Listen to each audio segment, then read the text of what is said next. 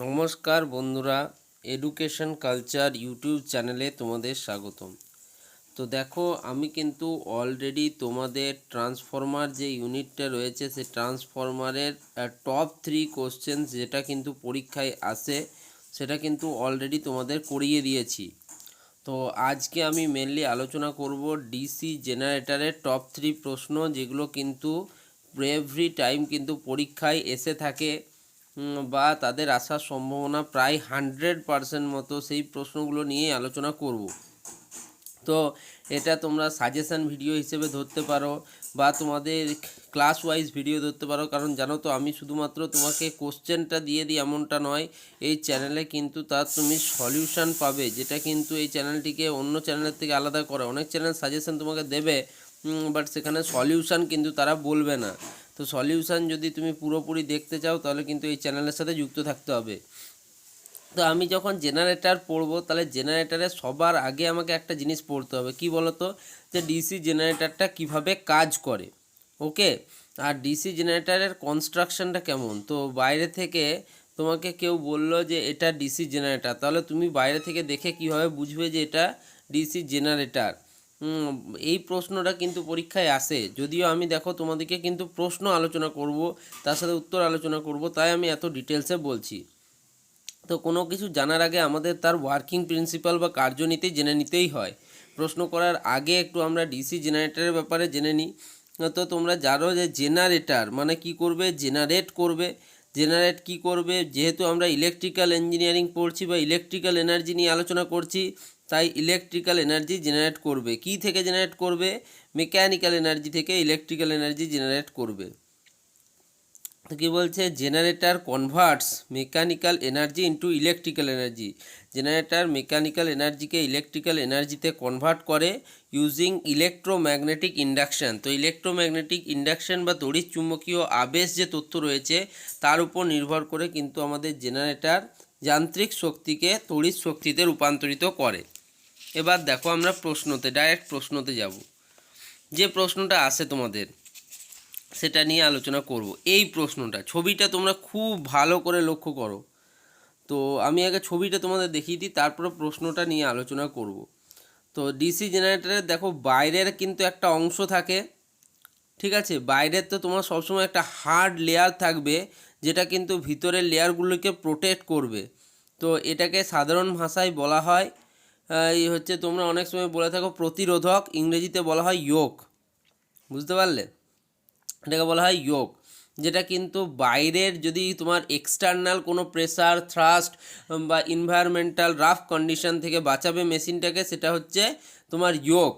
এবার দেখো, এটা যেহেতু একটা মেশিনারি, ভারী মেশিনারি, তো সেটাকে কোথাও তো আমাদেরকে ক্লাইম্ব করতে হবে, মানে সেটাকে কোথাও তো রাখতে হবে। তো রাখার জন্য দেখো, এর আমাদের যেমনি পা থাকে তেমনি কিন্তু এরও কিন্তু একটা পা রয়েছে, ফিট দেখতে পাচ্ছ তোমরা। ওকে, এবার আমি ভিতরের অংশে যদি যাই তাহলে সবার বাইরে আমরা দেখলাম ইয়োক। তো এরপর দেখতে পাচ্ছ কিন্তু তোমার একটা ম্যাগনেটিক এরিয়া রয়েছে, বা এটাকে বলা হয় ম্যাগনেটিক পোল বা ফিল্ড পোলস। ওকে, ফিল্ড পোলস বলা হয়। এর ভিতরে দেখো লেখা আছে লিউজেস, এলইউজিএস, লিউজেস, লিউজেস বলে একটা অংশ থাকে, এটা অত ইম্পর্টেন্ট নয়। এরপর দেখো, আমাদের যে পোল রয়েছে তার মধ্যে কিন্তু আমরা ওয়াইন্ডিং ব্যবহার করব। কি winding?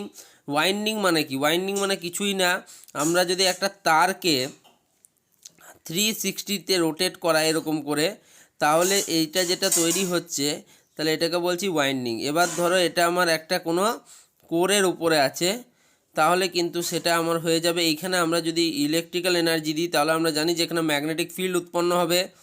Okay, according to Oersted principal, ওরস্টেডের নীতি অনুযায়ী।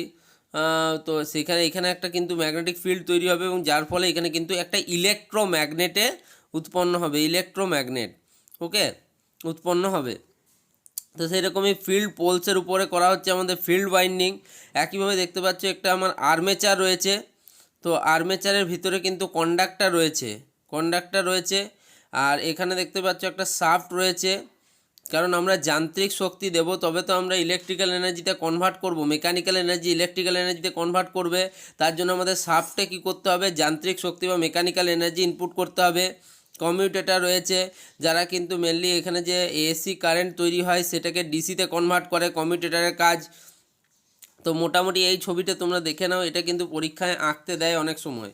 ওকে, এই প্রশ্নটাই ইম্পর্টেন্ট, যে এখানের এই প্রশ্নটা করে দেখো, প্র্যাকটিক্যাল জেনারেটারের লেআউট জিজ্ঞেস করে, বুঝতে পারলে, বা কনস্ট্রাকশন জিজ্ঞেস করে। তোমরা এটাকে লেআউট বা এরকম জানতে পারো, জেনারেটার লেআউট অর কনস্ট্রাকশন, বুঝতে পারলে।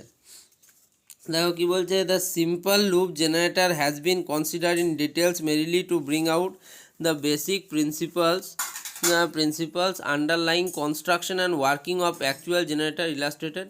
তো এখানে কি কি থাকে তোমাকে এগুলো কিন্তু পরীক্ষায় লিখতে হবে। সবার আগে তোমার একটা ম্যাগনেটিক ফ্রেম থাকে, আমি বললাম, যেটাকে তোমরা যোগ বলো। 2 নম্বরে থাকে পোল কোর বা পোল শুজ। 3 নম্বর হচ্ছে pole coils or field coils. 4 নম্বর হচ্ছে আর্মেচার কোর। 5 নম্বর হচ্ছে আর্মেচার ওয়াইন্ডিং অর কন্ডাক্টার। 6 নম্বর হচ্ছে কমিউটেটার এবং 7 নম্বর হচ্ছে ব্রাসেস অ্যান্ড বিয়ারিংস, এগুলো কিন্তু থাকে। এবার দেখো, of this the yoke, the pole cores, the armature core and air gap between the poles and the armature core or the magnetic circuit, whereas the rest from the electric circuit. তো এবার দেখো, আমি তোমাদের বললাম যোগটা কি হচ্ছে, যে এর ভিতরেই কিন্তু তোমার মেনলি যে জেনারেটরের পোর্শনটা সেটা থাকে। যোগটা হচ্ছে বহির আবরণ, বাইরের আবরণ। তো যোগের কাজ কি, অনেক সময় তোমাদের পার্ট করে দেয়, বাট তোমাকে যদি দেয়া থাকে যে জেনারেটরের লেআউট বানাতে বা জেনারেটরের কনস্ট্রাকশন ডিজাইন করতে, তখন কিন্তু তুমি অত ডিটেলস এখানে যত লেখা আছে অত লিখবে না, শুধুমাত্র ছোট ছোট করে পয়েন্ট ওয়াইজ লিখে দেবে। তো তার জন্যই কিন্তু আমি এই ভিডিওটা বানাচ্ছি। এই ছবিটা তুমি এঁকে দিলে, ছবিটাতেই তুমি কিন্তু অলরেডি 2.5 মার্কস কিন্তু পেয়ে যাবে।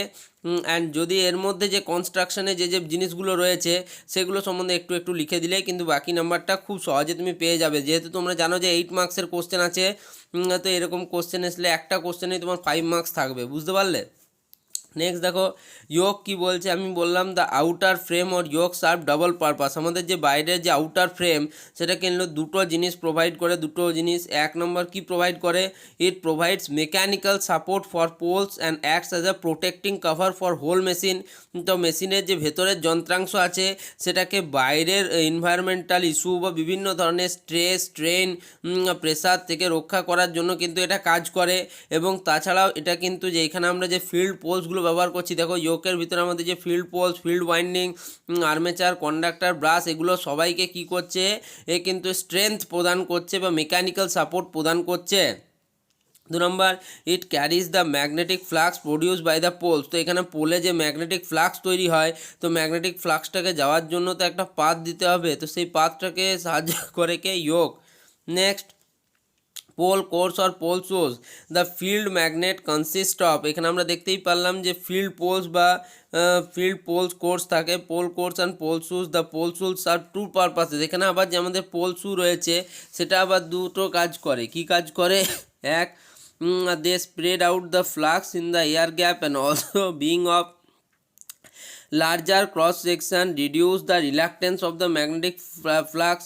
তো ম্যাগনেটিক ফ্লাক্সের রিল্যাকটেন্সটাকে কম করে। 2 নম্বর, they support the existing coil. তো এক্সিস্টিং কয়েল যেগুলো থাকে সেগুলোকে কিন্তু সাপোর্টের কাজ করে। ওকে, নেক্সট, আমার অত ডিটেলসে যাওয়ার দরকার নেই। দেখো দেখতে কেমন হয় আমি তোমাদের বললাম। বাইরে হচ্ছে তোমার যোগটা থাকে। এবার অনেক ভারী ভারী মেশিনারি হয়, তো যে মেশিনারিকে তোলার জন্য একটা এখানে দেখবে লিফটিং এর মতো থাকে, যেটা কিন্তু তোমার ক্রেনগুলোতে ফাঁসিয়ে তোলা হয়। এখানে একটা টার্মিনাল বক্স থাকে, এখান থেকে যত তার কিন্তু বাইরে বেরিয়ে থাকে। তো দেখতেই পাচ্ছ এখানে লেমিনেটেড পোল শু, সলিড পোর কোল, রিভেটস আছে। তো এইখানেই কিন্তু আমরা মেনলি ওয়াইন্ডিংটা করে থাকি। তোমরা দেখো নাও ছবিগুলো ভালো করে দেখলে আরও ডিটেলস তোমরা বুঝতে পারবে। যোগ, স্টিল রড, এত ডিটেলস আমার যাওয়ার প্রয়োজন নেই। আমার একটু একটু করে এদের কাজগুলো কিন্তু লিখে দিতে হবে। আর্মেচার কোর কি করে, it houses the armature conductor or coils and cause them to rotate and hence cut the flux of field magnet. তো তোমরা জানো আর্মেচারে কি হয়, ফিল্ড ম্যাগনেট থেকে যে তোমার ফ্লাক্সটা উৎপন্ন হয় সেটাকে কাট করে কি, আর্মেচার কন্ডাক্টারস, এবং তার ফলে আর্মেচার কন্ডাক্টরে ইলেকট্রিক্যাল এনার্জি উৎপন্ন হয়। তো সেটাই কিন্তু এখানে বলেছে। আর্মেচার কোর কি করে, সেই কন্ডাক্টর আর কয়েলগুলোর ঘর হিসেবে কাজ করে এবং রোটেট করে, যেহেতু এটা ম্যাগনেটিক ফ্লাক্স বা ফিল্ড ম্যাগনেটকে কাট করতে পারে। ওকে, সেটাই লেখা আছে। আমি একদম ইন ডেপথ নলেজে যাচ্ছি না আমি, জাস্ট তোমাদের যাতে তোমাদের পরীক্ষায় প্রশ্নটা আসলে তোমরা লিখতে পারো সেটাই বলেছি। আর্মেচার ওয়াইন্ডিং কি করে? The armature windings are usually former wound. These are fast wound in the form of flat rectangular coils and then pulled into their proper shapes. এটা খুব একটা ইম্পর্টেন্ট নেই। কমিউটেটার কি? কমিউটেটার খুব ইম্পর্টেন্ট। কি বলছে? The function of commutator is to facilitate collection of current from the armature conductors. তো আমি বললাম আর্মেচার কন্ডাক্টারের মধ্যে কারেন্ট উৎপন্ন হয়, তো সেই কারেন্টটাকে তোমার কালেক্ট করার কাজ করে থাকে কমিউটেটার। এগুলো কিন্তু একটু একটু করে তোমরা মনে রাখবে। ব্রাশেস অ্যান্ড বিয়ারিংস কী করে? কালেক্ট করে কারেন্টকে কমিউটেটার থেকে।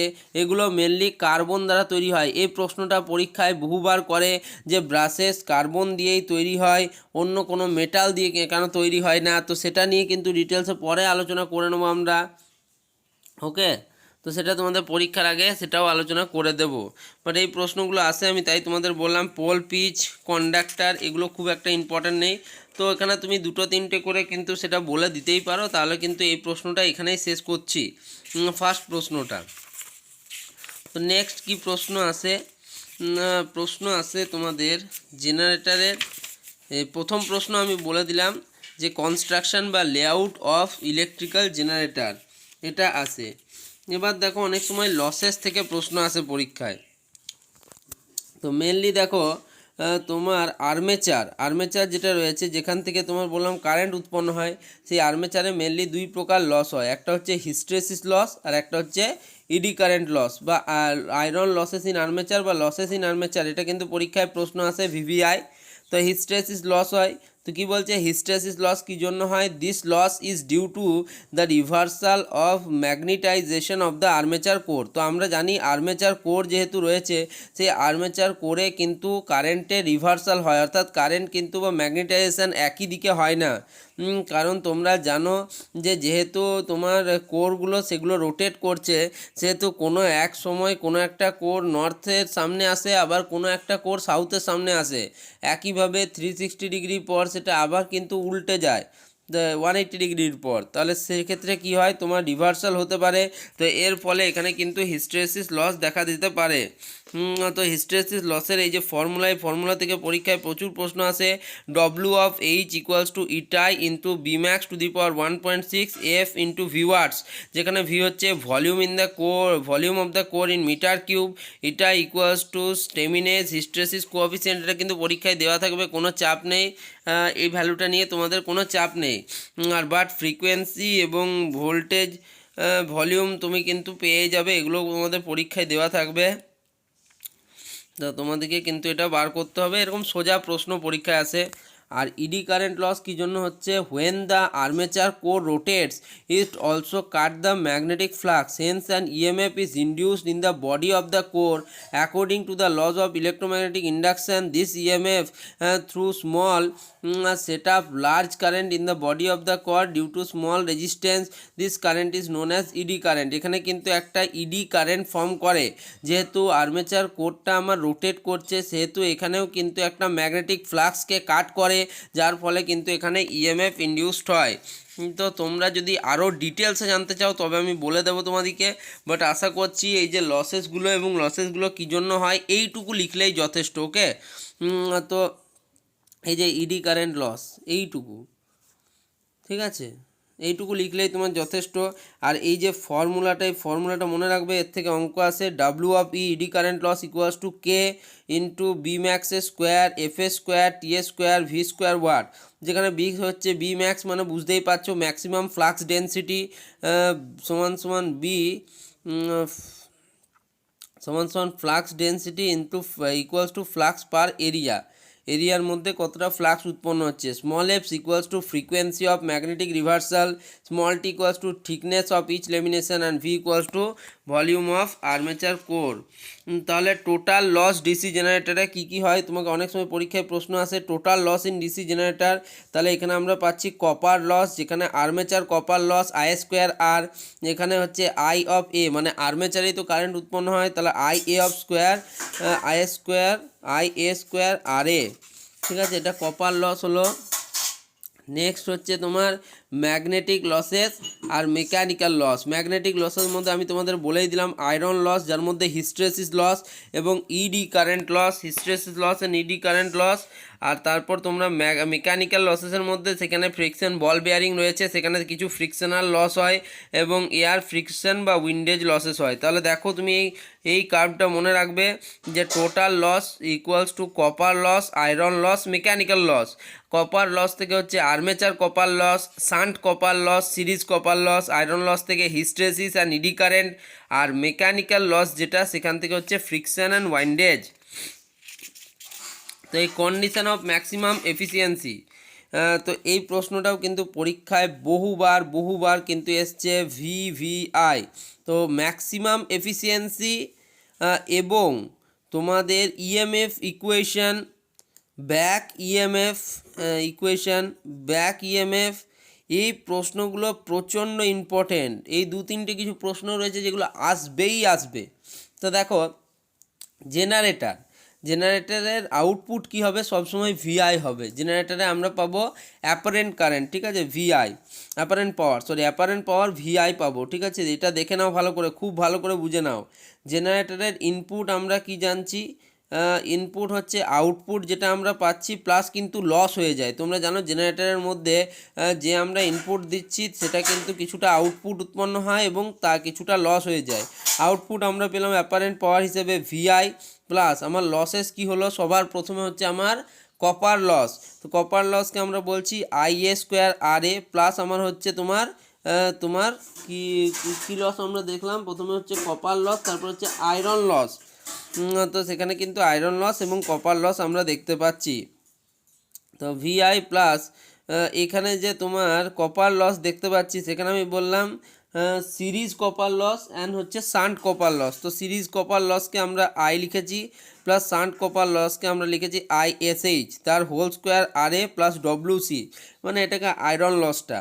তো however if ISH বা shunt copper loss is negligible as compare to load current, যদি এটা লোড কারেন্টের থেকে কম হয়, then I of A equals to I আমরা ধরতে পারি, armature current equals to total current আমরা ধরতে পারি অ্যাপ্রক্সে।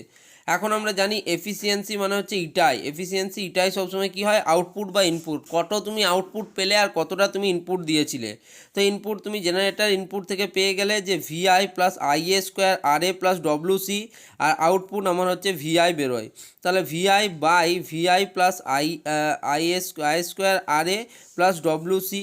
তো এখান থেকে উভয় পক্ষকে যদি আমরা ভিআই দিয়ে ভাগ করে দিই, তাহলে এটা হয়ে যাচ্ছে one plus I R A by হচ্ছে V plus WC by VI. Now efficiency maximum হবে হোয়েন ডিনোমিনেটার ইজ মিনিমাম, যখন ডিনোমিনেটার মিনিমাম হবে তখন আমার ম্যাক্সিমাম এফিসিয়েন্সি পাবো। তো সাজ দ্যাট হোয়েন, তখন আমাকে কি করতে হবে, আমাদেরকে ডিফারেন্সিয়েট করতে হবে ডিডিআই এর সাপেক্ষে I R A by V plus WC by VI equals to 0। তো এখান থেকে আমরা এটা পাচ্ছি, দেখো 1/r integration minus 1/i square, তাহলে R A by V minus WC by VI square, or আমরা এখান থেকে বলতে I square R A equals to WC. এটা কিন্তু সবসময় মনে রাখবে যে তোমার variable loss equals to constant loss যখন হবে, তখন কিন্তু আমার ম্যাক্সিমাম এফিসিয়েন্সি তৈরি হবে। এটা ভিভিআই, ভেরি ইম্পর্ট্যান্ট প্রশ্ন। এটা আমাদের সময়ও পরীক্ষায় এসেছিলো, তোমাদের আসার সম্ভাবনা প্রায় 99.99%। তো তোমাদেরকে আমি এখন অবধি আজকের আলোচনায় কি টপ 3 কোশ্চেন বললাম। সবার প্রথম প্রশ্ন হচ্ছে কনস্ট্রাকশন অফ ডিসি জেনারেটর। 2 নম্বর প্রশ্ন আমি কি বললাম, লসেস ইন ডিসি জেনারেটর। আর 3 নম্বর প্রশ্ন যেটা ছিল সেটা হচ্ছে condition of maximum efficiency in DC generator. তো এই 3টে প্রশ্ন কিন্তু করো। নেক্সট ডে আরও প্রশ্ন নিয়ে আসবো, বাকি সাবজেক্টগুলো যেগুলো রয়েছে তারও প্রশ্ন আসবে। তাই বলছি, ভিডিওটা যদি ভালো লাগে এবং ভিডিওটা যদি মনে হয় যে হেল্পফুল, তাহলে অবশ্যই কিন্তু ভিডিওটিকে লাইক করো, চ্যানেলটিকে সাবস্ক্রাইব করো। আর অবশ্যই হ্যাঁ, এটা মনে রাখবে যে বন্ধুদের মধ্যে কিন্তু ভিডিওগুলো শেয়ার করবে, যাতে তারাও কিন্তু নিজেদের এক্সাম প্রিপারেশান তৈরি করতে পারে। ধন্যবাদ।